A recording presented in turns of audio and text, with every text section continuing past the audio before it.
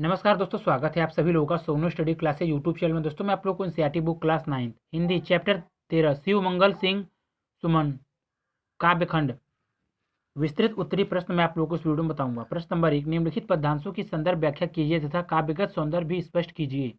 प्रश्न नंबर 1, क्या क्यारी में पद चिन्ह डैश मचल मचल इठलाती है। शब्दार्थ, पद चिन्ह पैरों के चिन्ह कसक, पीड़ा, सवन, ओस, किसलय, कोपले, आभा, सौंदर्य। संदर्भ, प्रस्तुत काव्य पंक्तियां शिव मंगल सिंह सुमन द्वारा रचित युगवाणी कविता से उदित है। प्रसंग, प्रस्तुत पंक्तियों में श्रमिक एवं कृषक वर्ग की महत्ता का वर्णन किया गया है। व्याख्या, सुमन जी श्रमिक एवं कृषक वर्ग को संबोधित करते हुए कहते हैं कि मैंने क्यारी क्यारी यानी खेत खेत में तुम्हारे पद चिन्हों को देखा है। तुमने कठिन परिश्रम से जो क्यारियां बोई हैं उन पर बढ़ती हुई फसल पर आज भी तुम्हारे श्रम युक्त कदम परिलक्षित हो रहे हैं। फसलों की डालियां जो नए नए पल्लवों से लद गई हैं प्रतीक होता है कि तुम्हारी मुस्कान इन्हें मिल गई है। विकास का यही नियम है, जगह जगह मुस्कान फैल जाती है। प्रत्येक कांटे का व्यक्तित्व भी बड़ा अजीब होता है, इसमें किसी न किसी का दुख दर्द कसकता ही है। ओस की बूंदों को देखकर जीवन प्यास जग जाती है। प्रत्येक नदी की उड़ती हुई लहरों मन को डस लेती है, अर्थात नदी से उठती हुई लहरें मन पर अपना प्रभाव डालती हैं। जो भी नया अंकुर फूटता है वह भविष्य में आने वाली अपनी कलियों को अपने से समाहित किए रहता है। अंकुर की आंख विकास का प्रतिरूप है। हर किसलय में, हर पल्लव में जो लाली परिलक्षित होती है वह और कुछ और तुम्हारे अंधेरों की लाली ही मालूम देती है। कलियों को अपना स्वभाव है कि हवा बहने पर वे हिलती डुलती है। काव्यगत संदर्भ, सुमन जी ने समाज की प्रगति में श्रमिक कृषक वर्ग के योगदान को रेखांकित किया है। भाषा, सरल खड़ी बोली, शब्द शक्ति, लक्षणा, रस शांत, अलंकार, पुनरुक्ति, प्रकाश। प्रश्न नंबर 2, अंबर में उगती सोने चांदी डैश मौत कहीं बढ़ जाएगी, अथवा क्या उम्र ढलेगी तो डैश मौत कहीं बढ़ जाएगी। शब्दार्थ, सिंधु समुद्र पावन, पवित्र संघर्ष,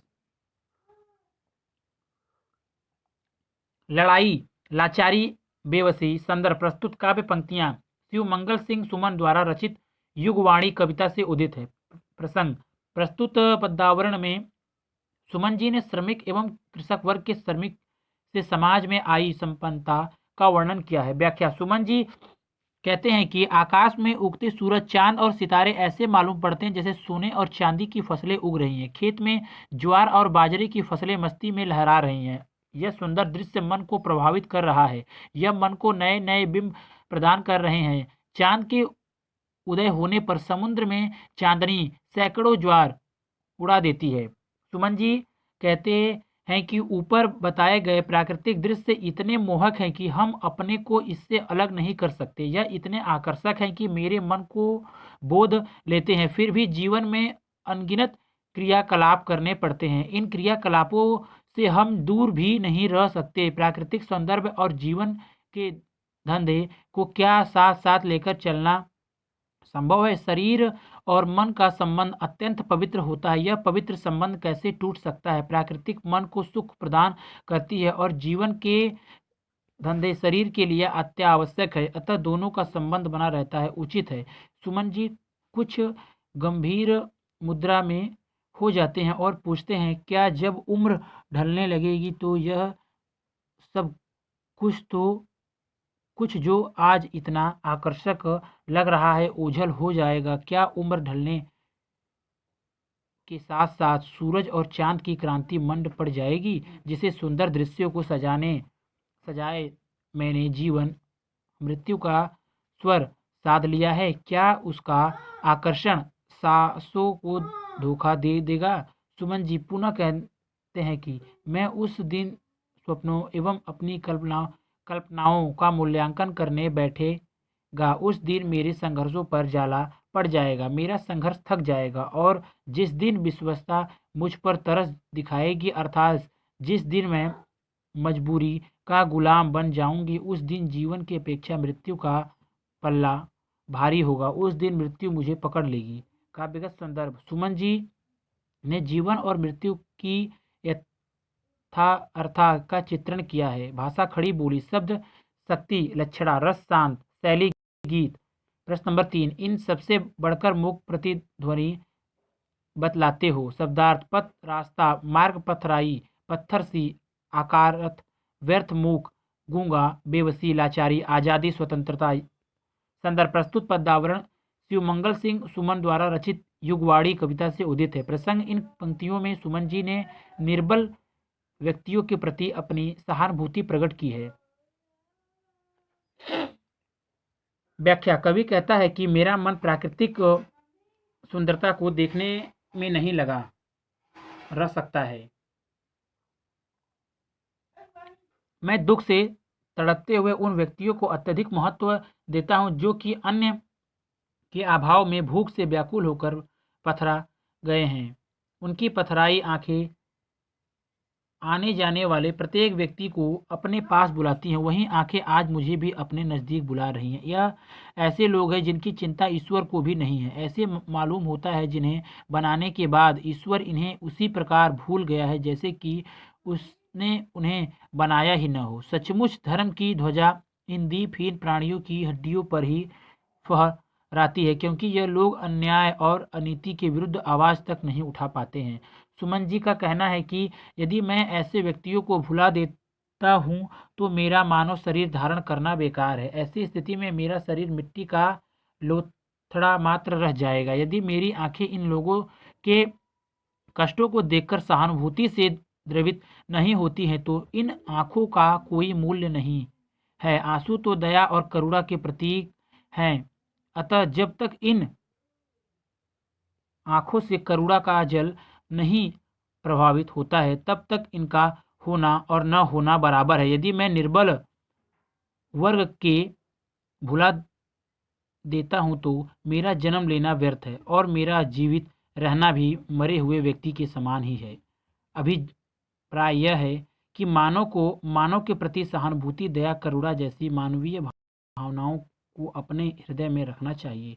सुमन जी कहते हैं कि मैं स्पष्ट रूप से अवलोकन कर रहा हूँ कि तुम श्रमिक वर्ग की अपेक्षा कर रहे हो। अब इन्हें मीठी मीठी बातों द्वारा बहलाना छोड़ दो। अब तुम्हारा यह दर्शन चलने वाला नहीं है। निर्धन श्रमिक के मृतप्राय बच्चों पर व्यवस्था चीख चीख पड़ती है और तुम इसे स्वतंत्रता की प्रतिद्वंदी के रूप में परिभाषित कर उधर से अपना ध्यान हटाना चाहते हो। तुम्हारी यह सोच उपयुक्त नहीं है। काव्यगत संदर्भ: इन पंक्तियों में सुमन जी ने मानव के प्रति सहानुभूति, करुणा और प्रेम की भावना व्यक्त की है। भाषा साहित्यिक खड़ी बोली, गुण प्रसाद, शब्द शक्ति, लक्षण, अलंकार, रूपक और अनुप्रास, रस करुण। प्रश्न नंबर 4, यूं खेल करोगे तुम कब डैश डैश कब का अंबर में घेरा यदि अथवा विश्वास सहहारा डैश दरार पड़ जाएगी अथवा सर्दियों की कुर्बानी डैश अंबर में घेरा यदि।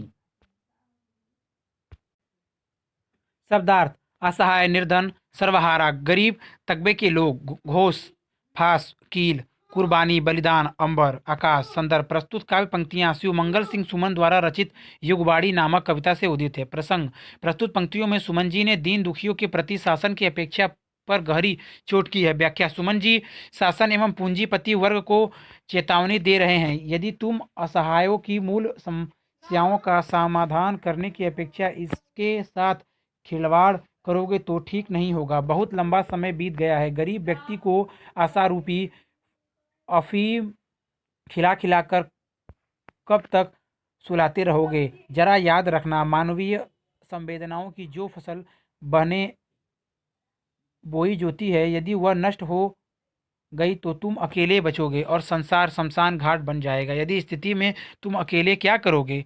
सुमन जी आगे चेतावनी दे रहे हैं कि यदि सर्वहारा गरीब निर्धन वर्ग का विश्वास खो दिया तो पास आती मृत्यु की गहरी फांस तुम्हारे जीवन में पड़ जाएगी। बड़े मुश्किल के बाद गरीब जागा है, इसकी जागृति का स्वागत करना चाहिए। यदि बांध बांधने के पूर्व ही पानी सूख जाए तब तो धरती की छाती में दरार पड़ जाएगी। बांध इसलिए बांधा जाता है ताकि उसमें पानी इकट्ठा रहे। यदि पानी सूख गया तो बांध का क्या औचित्य। अंत समय रहते सजग सजग हो जाओ और निर्धन व्यक्ति को उसका अधिकार सौंप दो।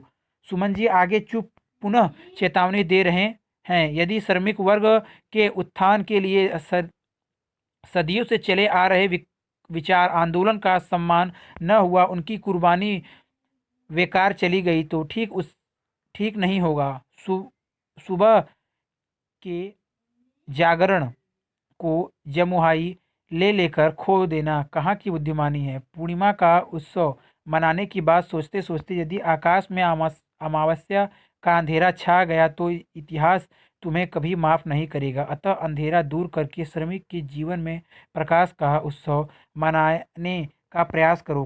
काव्यगत संदर्भ।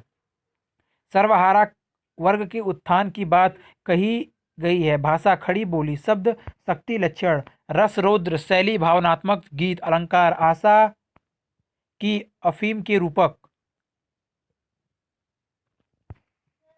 प्रश्न नंबर 5, इतिहास न तुमको माफ करेगा डैश सब छंदों की रानी है, अथवा इतिहास न तुमको डैश तो मत मंद करो। शब्दार्थ सैलाब, बाढ़, प्रवाह, जल प्लावन, भूलोक, भुव, भूलोक, गायत्री एवं वैदिक छंद। संदर्भ प्रस्तुत पद पंक्तियों शिवमंगल सिंह सुमन द्वारा रचित युगवाणी नामक कविता से उदित है। प्रसंग पंक्तियों में सुमन जी ने मानव समाज के कर्णधारों को समाज कल्याण हेतु प्रोत्साहित किया है। व्याख्या सुमन जी का कहना है कि समय परिवर्तनशील है, इसलिए हमें जो भी अवसर प्राप्त है उनका सदुपयोग किया जाना चाहिए, अन्यथा कृति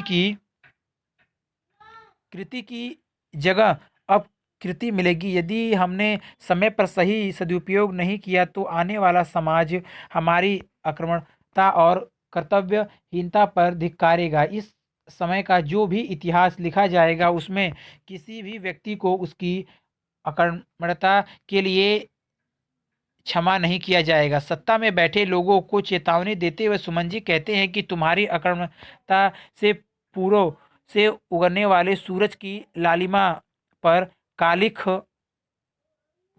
पुत जाएगी, उसकी महत्ता खत्म हो जाएगी और फिर सब शताब्दियों तक इस प्रकार की उन्नतिशील घड़ियां आए अथवा न आए हमें यह भी मालूम नहीं है। इसलिए हमें अपने समय का उचित उपयोग करना चाहिए। समय परिवर्तनशील है, अतः इतनी परिवर्तनशीलता को देखते हुए प्रगति के प्रभाव को रोकने का प्रयास मत करो। मालूम नहीं कि इस प्रकार की सुखद वायु में सांस लेने का अवसर मिले या न मिले, इसलिए तुम सभी खिड़की और आनंददायक घड़ियों का उपयोग मात्र धनी वर्ग तक सीमित न रह जाए।